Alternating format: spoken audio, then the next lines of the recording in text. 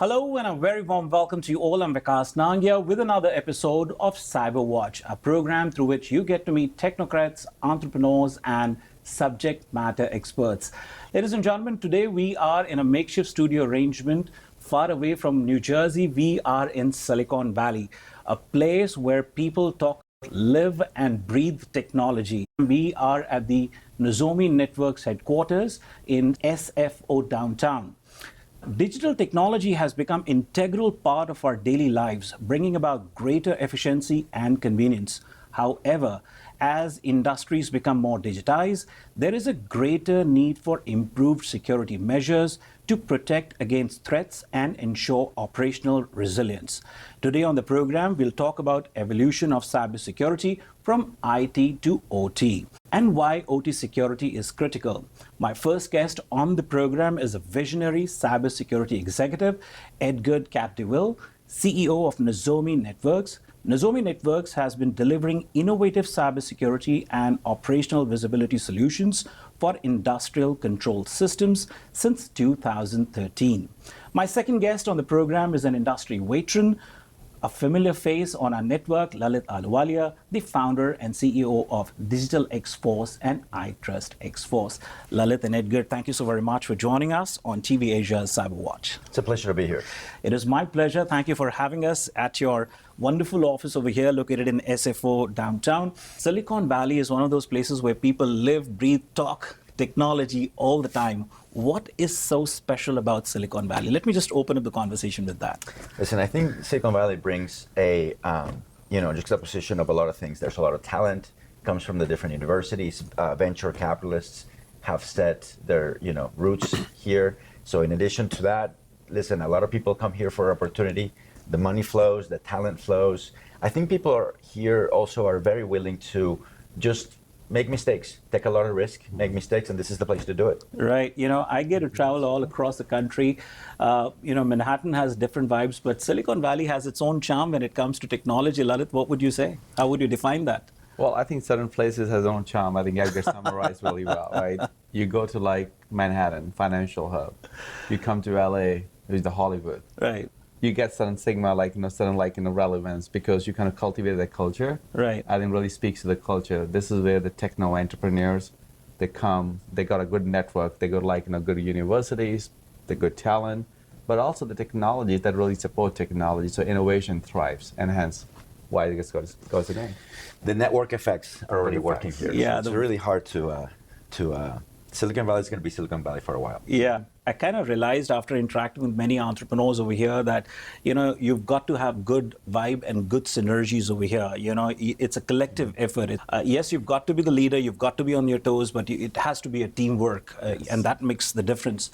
What got us over here in Silicon Valley was also a recently held RSA conference, and I understand that Lalit with DigitalXForce, iTrustXForce was there, and so was Nozomi Networks over there. What was your experience like being at RSA conference? Listen, the RSA conference is always a great event where you got a confluence of professionals, customers, partners, all coming together to talk security. What's the latest? What are the bad guys doing? What are the good guys doing? And how we're going to continue to protect. In our case, it's all about critical infrastructure. And right. The need to protect critical infrastructure has been highlighted, especially in this RSA. Yeah. How about you, Lalit? What was your experience with DigitalXForce? The experience was great, but let me give you an analogy of RSA to the family gatherings. Uh-huh. There are different things happen, like the family, and everybody distributed, but when a wedding happens, right, or a big celebration happens, everybody comes together. Right.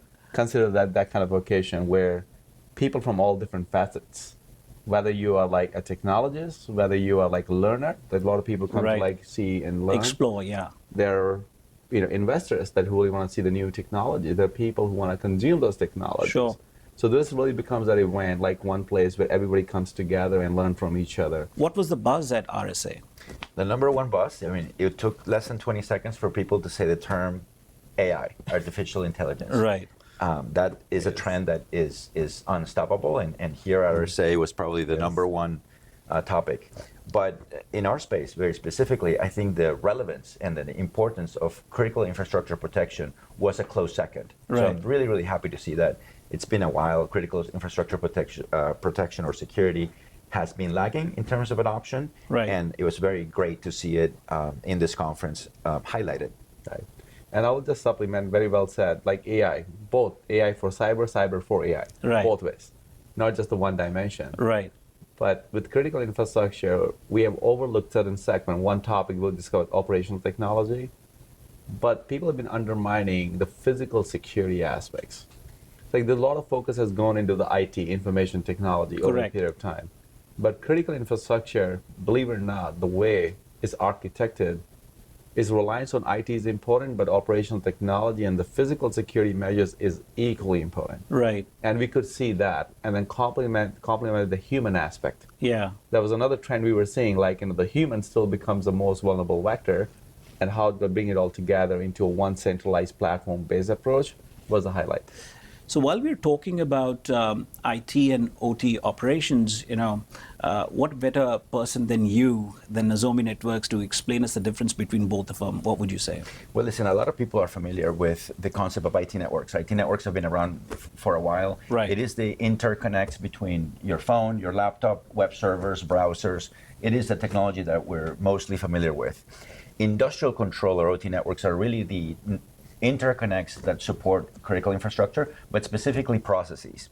So when you have a critical process, whether it's the generation of electricity, the refining of oil, you have an underlying process that is being automated.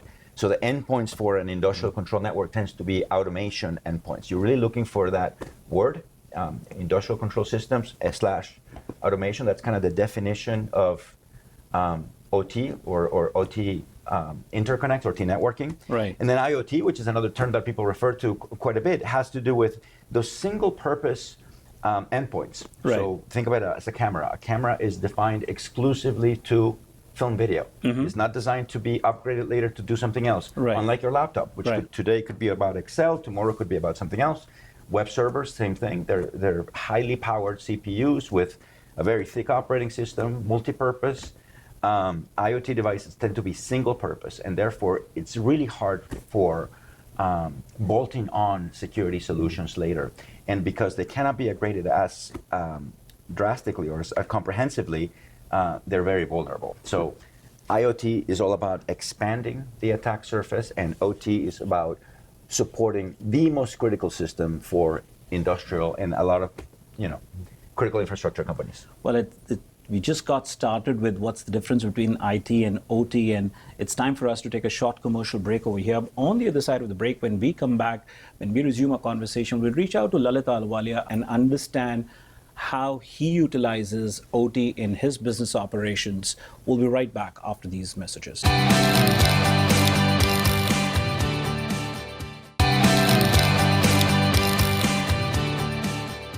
Welcome back. You're watching CyberWatch. I'm Vikas Nangia. Ladies and gentlemen, far away from our studio today, we are in Silicon Valley. I am in conversation with Lalit Ahluwalia and Edgard Capdevielle. We are at the Nozomi Networks in SFO downtown. Gentlemen, once again, thank you so very much for joining us for this episode of CyberWatch. Lalit, prior to the break, Edgard gave us good insight about what OT technology is, and the question for you is, how do you integrate OT with IT? Absolutely. So let me elaborate the use case itself, so Sure. it becomes very evident, right? Sure. Edgar did a great job of explaining how the technology differences are. Mm-hmm. When you apply information technology, that's to really digitize something. You're trying to process data, information, and to really kind of automate the functions or make it more accessible. But at the end of the day, work happens, the operations happen on the field. Whether it's a manufacturing plant, whether it's the transfer of oil, gas, and stuff. This is the operations. IT is assisting the operations, the information technology. Right. Traditionally, those operational technologies were more manual in nature. Now, thanks to all the evolution, everybody wants to make them smart. Mm-hmm. They really want to control, for example, I don't have to send the people in the field. Right. I should be able to sit here and be able to manage and control. Mm-hmm. That means we're trying to build intelligence or controls, and hence you're able to control that. Think of this way, if I have a nuclear plant and the nuclear flow and everything is controlled remotely, would that be a risk if say it falls in the bad hands? Right. Things that happen, and we're going to talk about it more extent, Colonial Pipeline, the gas flow, and all of a sudden I jam the whole system, like no more gas being cut. That's the operations of the day-to-day manufacturing plant, paper mills, textiles. I can go on and on. Right. That's where the industrial control systems come. So IT enables the operations, and operations used to have a technology. That technology is now really getting more intelligent, smart, and hence the risk is kind of increasing. Right. That's the big distinction between working between IT and OT. Now, coming back to your question, when we are looking at operational technology and knowing the threat actor is also after that, in fact, our day-to-day lives can get impacted in a much bigger way by doing that. We also understand we cannot tackle 10 servers in my ecosystem or in my cloud. I can patch all day long. Right. But those 10 operational technologies, one in Seattle, one in here, there's no way I can just sit and apply those things. Right. They have to be thought through differently. They have to be managed differently. And hence the solutions also have to be there. And this is the reason why we are glad to have a partner like Nozomi that really come up with creative, advanced technologies that really technically make it simple. Are there any relevant case studies that you could bring it to the attention of our viewers, especially the consumers who are just, for whom the technology is just a layman world? How would you describe the whole, bringing some relevant case studies for them? Listen, like Lalit was saying, it's all about the advancement of digital transformation. We're automating a lot more things. We're bringing technology and assisting humans, automating workflows. OT, or critical infrastructure, is what really technology meets the physical world. Exactly. So again, it's all about automation. Right. If you are moving natural gas, in the case of Colonial Pipeline, from one area of the country to another, and a ransomware attack happens, whether it's in the IT systems or the OT systems, because now IT systems and OT systems need to work together, just like a nervous system in a human body. Right. If one stops, the other one cannot function. Correct. And the difference between, just to continue on between IT and OT, is that, listen, a lot of OT networks, some of them are very important, some of them are not. If my printer network doesn't work today, or if I patch the wrong system and your email is now 10 minutes late, it's not a big deal. Right. But if you interrupt an industrial control network and the furnace was not turned off, right, and now you have a furnace going on or a valve left open in the wrong part of the process, something may blow up. Right. Human life, safety, critical infrastructure services may be affected. Right. So we're talking about very serious things. I usually say, tongue-in-cheek, that 0% of the people have an industrial control network for fun. Right. Nobody has an industrial control network for fun. They have it because it supports your basic means of revenue and production. Yeah. 100%. So hence the word critical in critical infrastructure. I've often realized that there is a generational gap. The youngsters, when I speak with the budding entrepreneurs, they're excited about these kind of opportunities, the way the technology is shaping up today. But the folks who've been in the business from a long time and yesteryears, they say, why get things so complex? What is the need of having everything so smart around us? What would you say, Lalit? Well, ease of use. Who doesn't want to sit in the self-driving car? You want to go back good driving cars? Do you want to go back to old days when you had to go pay the bills online, go and stand in the queues and the lines? It's a transformation. Listen, right. Everything that is evolving is for the good use of this one. Now, of course, for that technology advancement, in some cases, we humans do have a tendency to make things overcomplicated. Right. That's us. Because on one hand, we want things simple, and if it's too simple, it's not cool. So we kind of dabble between the two territories, right? But having said that, the impact of operational technology, right? Think of water supply coming to your home.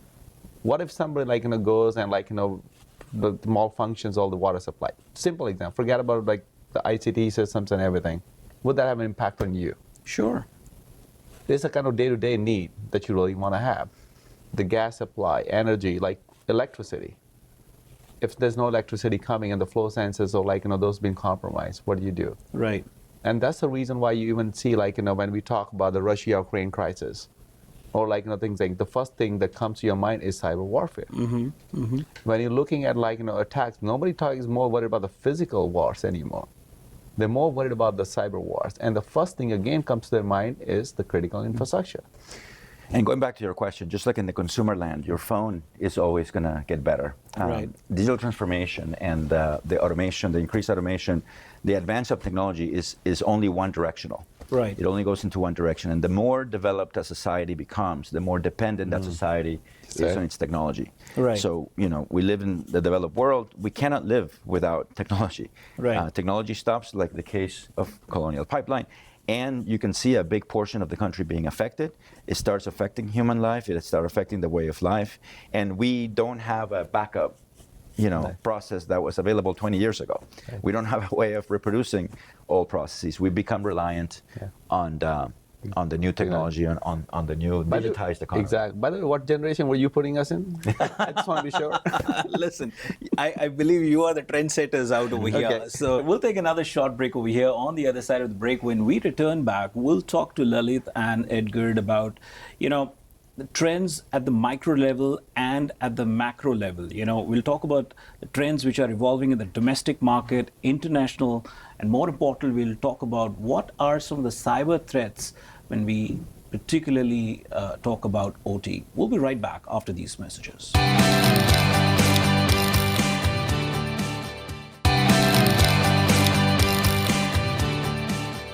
Welcome back. You're watching CyberWatch. I'm Vikas Nangia. Ladies and gentlemen, I continue to be in conversation with Lalit Ahluwalia and Edgard Capdevielle. Today on the program, we are talking on the topic evolution of cybersecurity from IT to OT and why OT security is critical. Before we dive deep into the conversation with both our guests, let's first take a look at the CyberWatch news flash. 97% of cybersecurity experts fear that their organization will face an AI-related incident, Deep Instinct reports. In a stark wake-up call, Deep Instinct's Voice of SecOps report has laid bare the mounting apprehension among cybersecurity professionals as they brace for an impending onslaught of AI-powered cyber threats. The report surveyed 500 senior cyber experts from major U.S. enterprises, revealing a sobering reality. An overwhelming 97% believe their organizations will inevitably face an AI-driven cybersecurity event. This pervasive sense of impending peril has already catalyzed a seismic shift, with 75% of cybersecurity leaders having adjusted their strategies within the past year to address the rise of AI-powered threats. Of particular concern is the surge in deepfake incidents, which 61% of organizations have grappled with over the past 12 months, with a staggering 75% of these attacks audaciously impersonating the company's CEO or other C-suite executives. All right, let's resume back to our conversation, Lalit and Edgard. Let's say if somebody has multiple convenience stores or multiple gas stations or multiple hotels, how are they utilizing or consuming the technology, and where cybersecurity is needed the most at the small, medium, and the large business entities? Edgard, you'd like to take that question first? I'll take a first crack. Listen, I think there's been an evolution when it comes to cybersecurity for these critical infrastructures.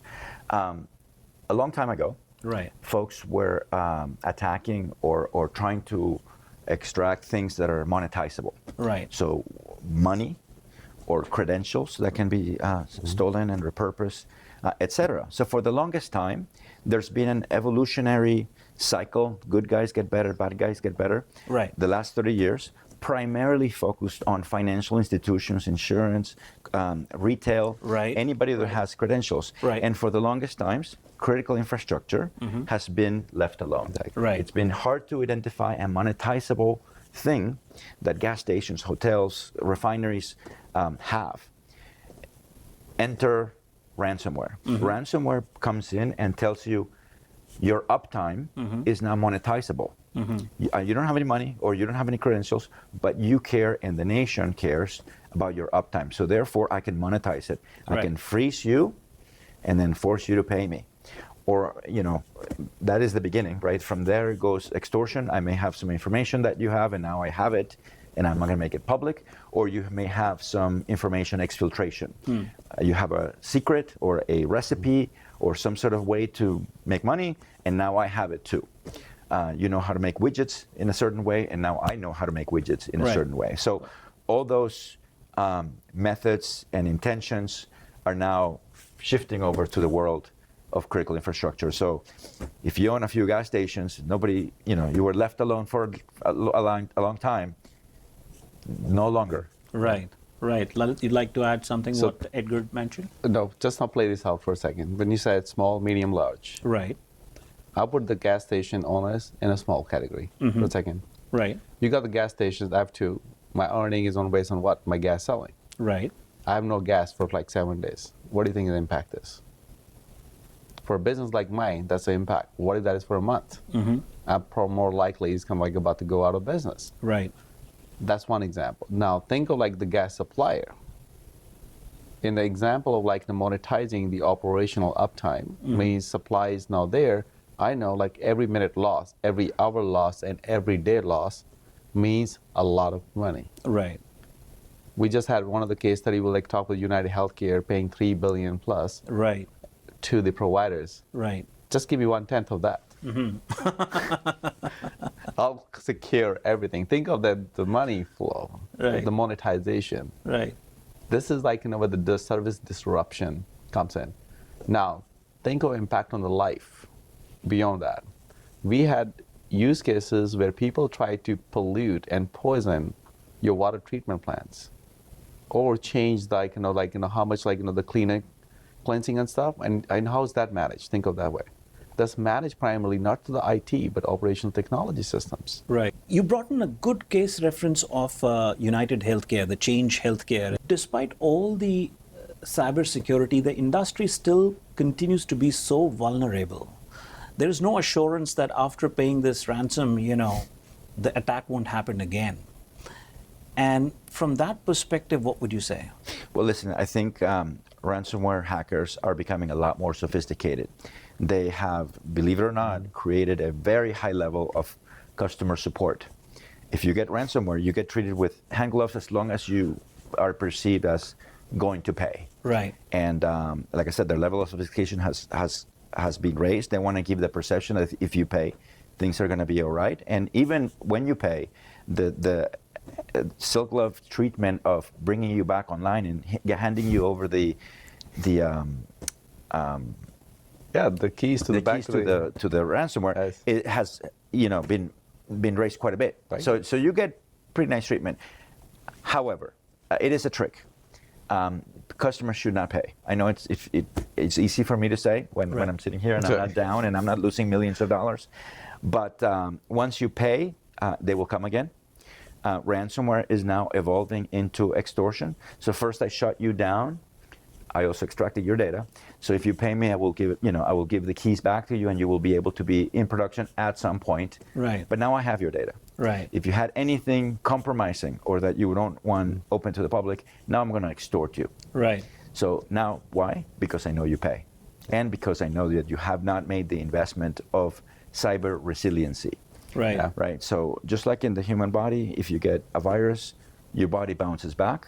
We don't practice enough, especially folks that have been needing to close this gap in a very short time. If you're a bank, if you're an insurance company, you have been dealing with this for the last 30 years. Right. So your cyber resiliency is very high. But if somebody who's been in critical infrastructure, a refinery or whatever, you haven't needed to do this cyber resiliency thing. One thing I would like to add to what Edgar was talking about, and this is the sad side of the whole thing. Even when you think you recovered from where? Your data was already with me. When you never even took the backups of your data and everything else, and hence you had a need to pay me ransomware to recover, what is your line of defense if I kind of poison with other things as well? The integrity of the data. Or putting like other things which I might not exercise. This goes to the smartness of the hacker. I don't need to hack you right away, or the next moment, or the next day. I'll wait for the right moment again. And there have been instances where you've been like compromised multiple times over the period of time.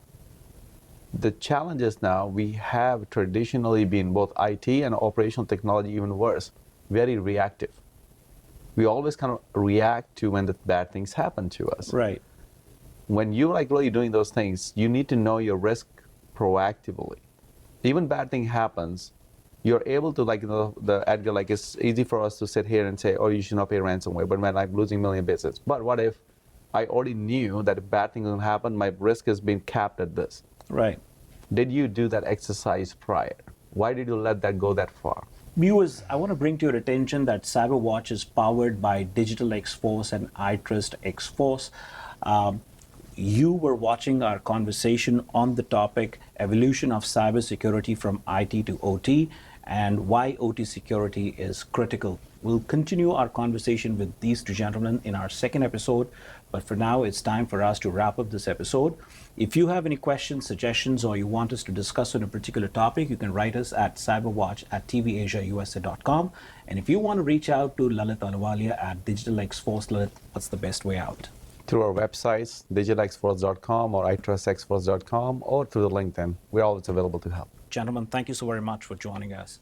Until next time, this is Vikas Nangia signing off. Thank you for joining us. Thank you.